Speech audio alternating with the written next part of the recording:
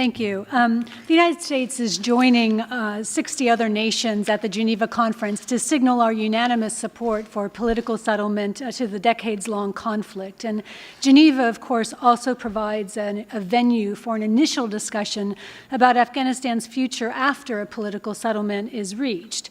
The United States supports immediate work by the international community and Afghan partners on an economic action plan to implement after a political settlement is reached that will help to attract Afghan and international investment and spur economic growth. And this economic planning is essential for two reasons. First, the action plan will help set Afghanistan up for economic success, and economic growth will be essential to sustaining any peace. And this doesn't mean that a peace deal is imminent, but it does mean that we need to focus now on planning for success. Second, the action plan will provide an incentive for all parties of the conflict to come to a political settlement. It provides a clear signal that the international community is ready to continue its support after a political settlement is reached. And of course, the United States and its international partners don't offer our support unconditionally. The Afghan government will report tomorrow on its progress on implementing reforms that improve governance, address corruption, and maintain alignment with international human rights principles. Afghanistan has made significant strides, but work still needs to be done. Parliamentary elections were a good example. Millions of Afghans were able to vote in the elections, and the campaign period was one of the most vibrant and open that the country has seen.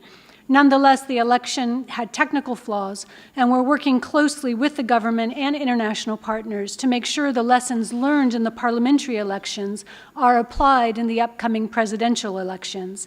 Finally, the conference is an opportunity for the international community to call on the Taliban to immediately come to the table to begin a peace process that will lead to a political settlement.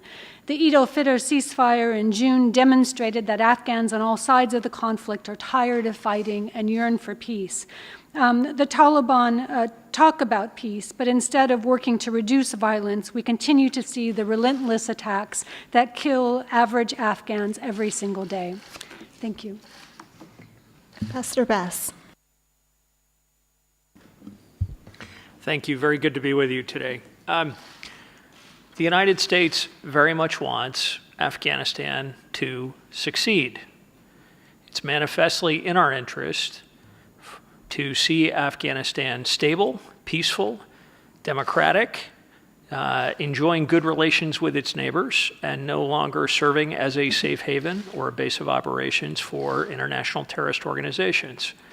And that is why, in and around all of the effort on peace and reconciliation, which is a primary focus of Ambassador Khalilzad, we are today and tomorrow assessing progress along with other donors on the Afghan government's success over the last 2 years since the last pledging conference at making good use of the investments and the resources that the international donors have made available to support economic development, to support fundamental investments in basic education, in healthcare, in addressing humanitarian problems.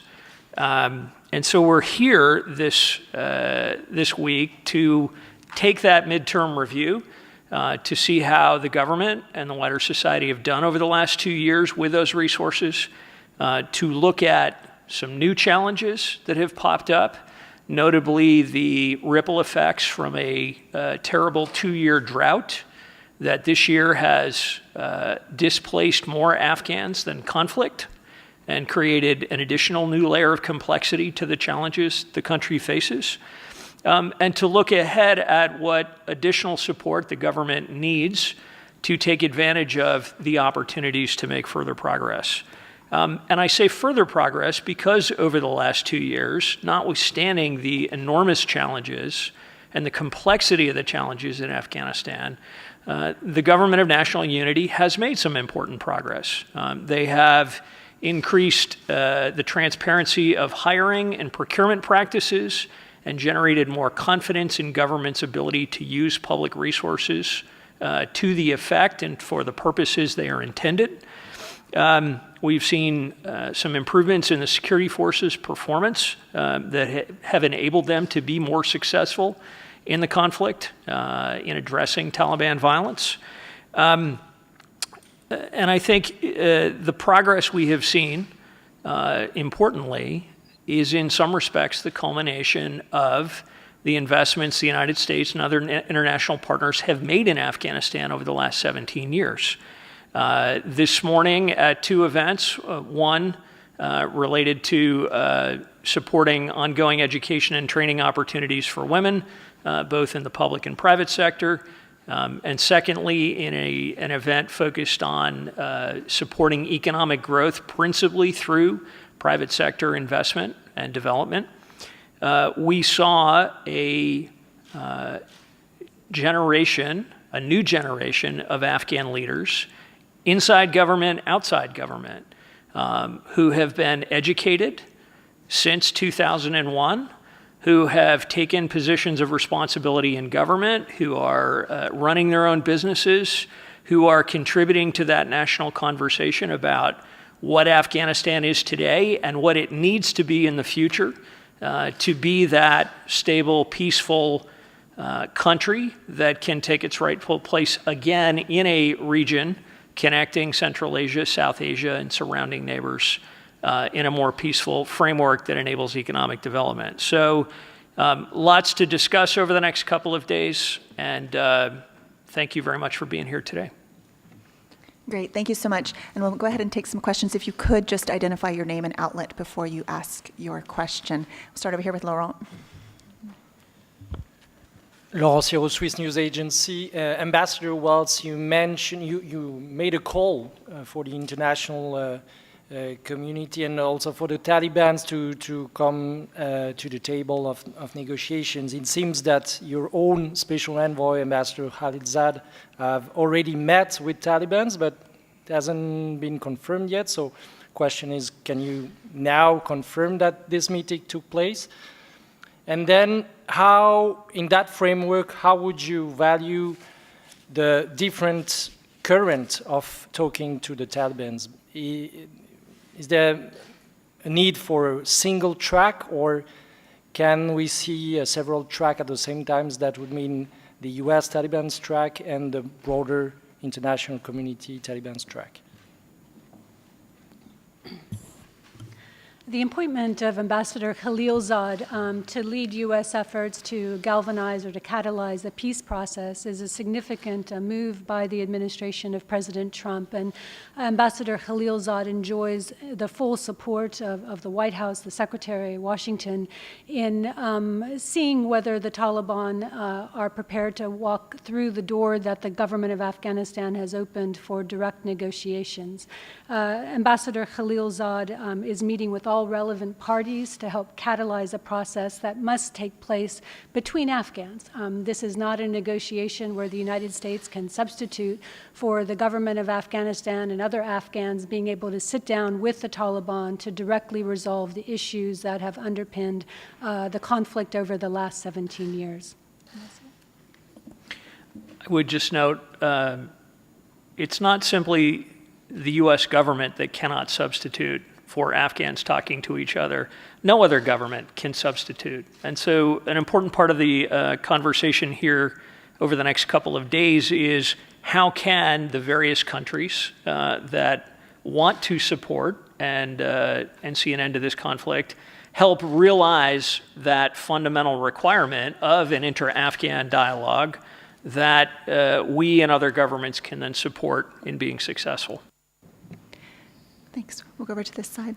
Gentleman here, and then Stéphane. Yes, Jacques Follorou, I work for the French daily Le Monde. I remember talking with US officials these last years and even the beginning of 2018, speaking about these direct talks between the US and the Taliban. And each time they were just responding the fact that it was the red line, it was a taboo, because it will threaten the Afghan government remaining credibility. So just one question. What made you decide very suddenly to open these talks? And if I may, two additional questions. The first one was, do you consider this conference here today, these 2 days, as a Afghan peace process informal step? And the other one is there is actually, does the ongoing border fence construction between Afghanistan and Pakistan a kind of help, and why the US didn't support it officially? Thank you.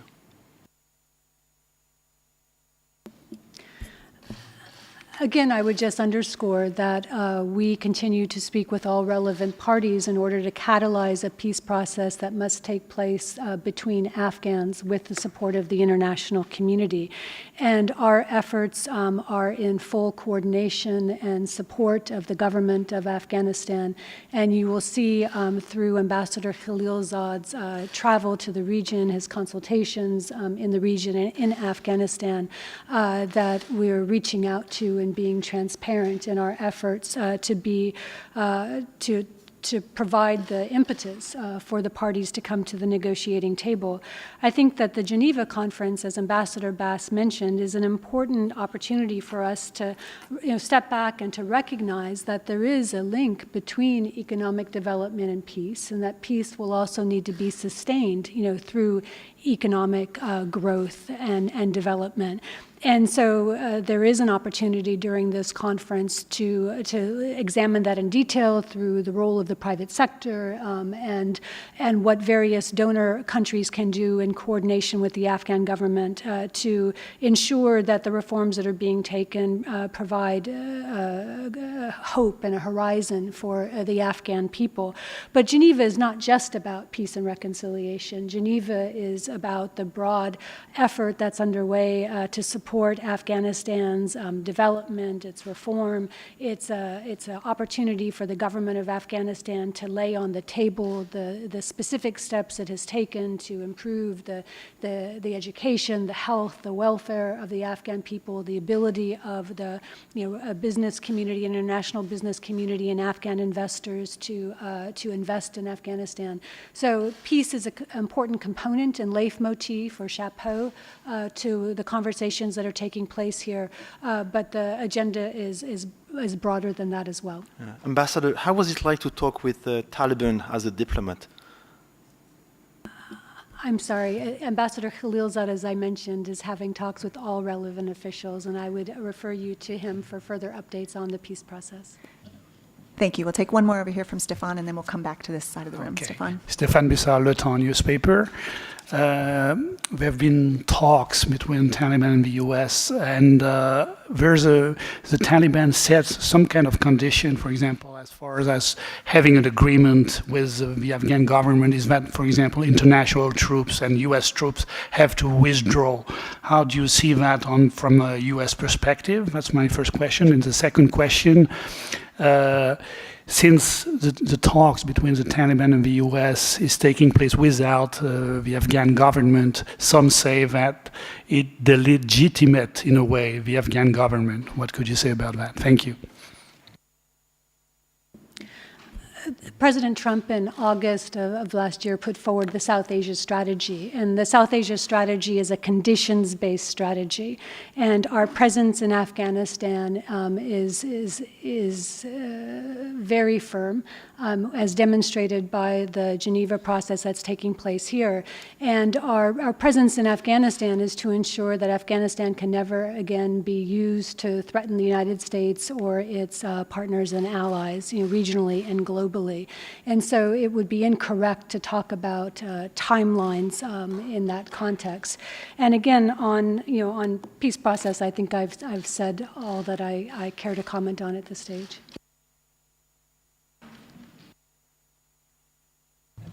Okay, thanks. We'll go Yanni and then Nina. Good afternoon. This is Yannick from German TV ARD. We spoke to representatives of civil society earlier this morning, and some of them were afraid that inclusive way, like to find a peace process with negotiating also with the Taliban, might lead to a situation where human rights might be threatened. For example, the achievements that were made with women's rights. What's your comment on that? I also met with a group of civil society representatives here on the margins of the Geneva conference and heard firsthand their concerns. And I think many of these are real concerns. They have to be addressed during the course of a peace negotiation that has to have inclusive, and diverse negotiating teams to take up these issues. The reforms that have been achieved and the social accomplishments of Afghanistan over the last 17 years are not negligible. I don't think Afghans want to throw them away or walk away from the society that they have helped to build over the last 17 years. Certainly the international community's support for Afghanistan has been for an Afghanistan that's committed to adhering to and upholding international human rights. And so, this very much has to be a part of any peace conversation.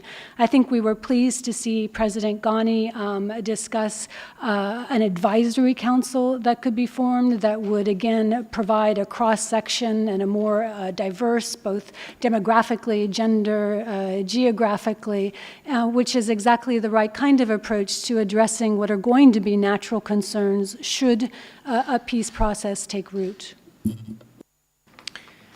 I would just add, I think a lot of what you heard expressed earlier is a reflection of long memories of trauma in a society, in part based on the flood agreement in 1992 and the rapid departure and loss of attention of the international community on Afghanistan following that agreement. And so that's the frame of reference for many Afghans when they think about a settlement. We are interested in a durable settlement. We are interested in a settlement that endures well past any initial implementation period. And to achieve that kind of durable settlement, it's going to require Afghan society to embrace it. And so therefore, that's why we think it is so important for an intra-Afghan process to set the terms of that settlement, because that will greatly increase the chances of that settlement actually being accepted by the wider society and for society to get behind it. And to complement the effort to stimulate a process that leads to those intra-Afghan talks, we and other donors, as Ambassador Wells mentioned earlier, are beginning to think this week about how the international community would support that effort, so to ensure that Afghans understand that following a settlement, the international community is going to continue to support their success and invest in that settlement and solution.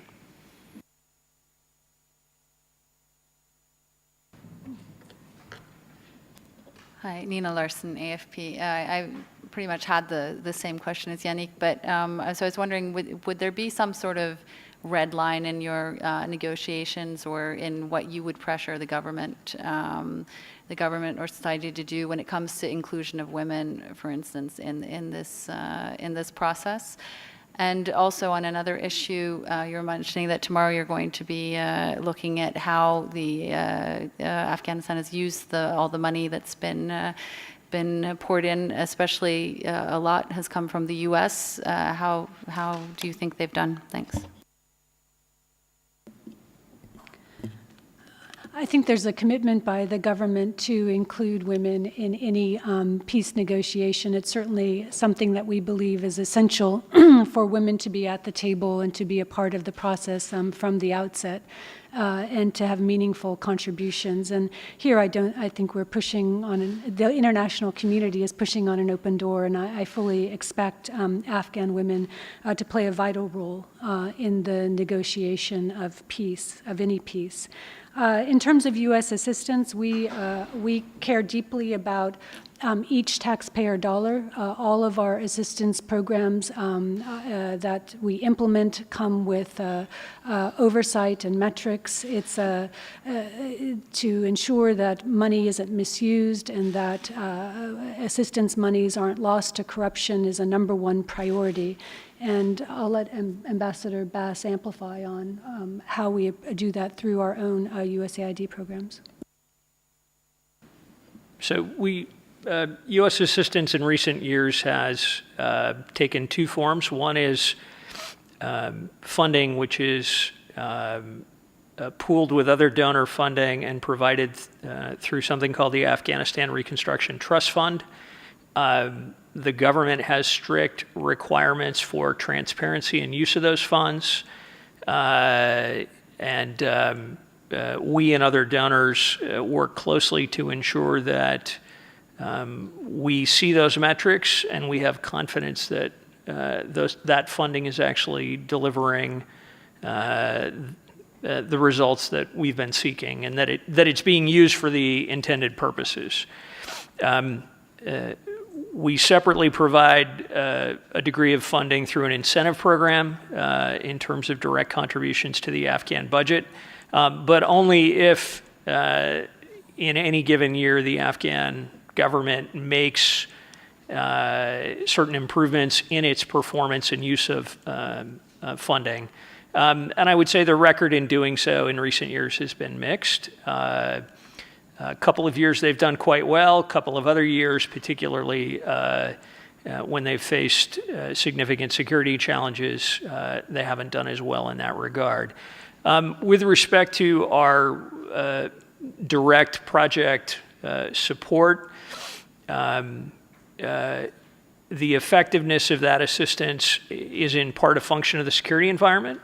But I would say we have seen enormous creativity and resilience and determination on the part of Afghan institutions, civil society, provincial officials to use that money effectively, notwithstanding security concerns in certain instances.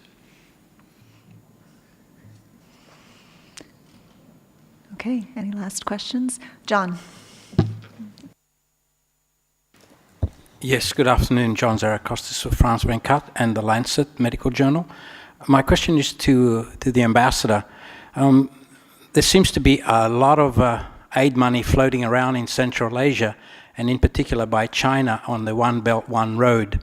What's the US position? Do you think it would be useful and valuable for Afghanistan to tap into this pool of funds? Because last week at the APEC meeting, Vice President Pence was highly critical of this project.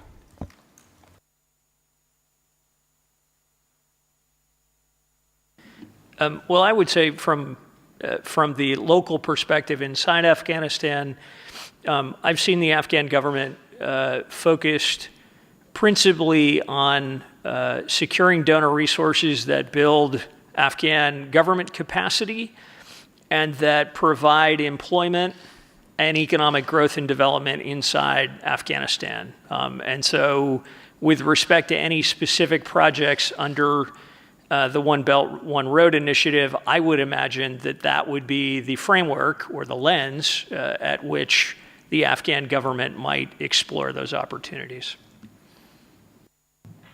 Thanks, and I think we have time for just one last question. Okay, here in the front. Sofia Grabankina, Sputnik News. Recently, the second round of the Moscow format talks took place. I was wondering if you could outline what your opinion of the outcomes were during the second round and whether the US would take part in the third round of the talks. Thank you.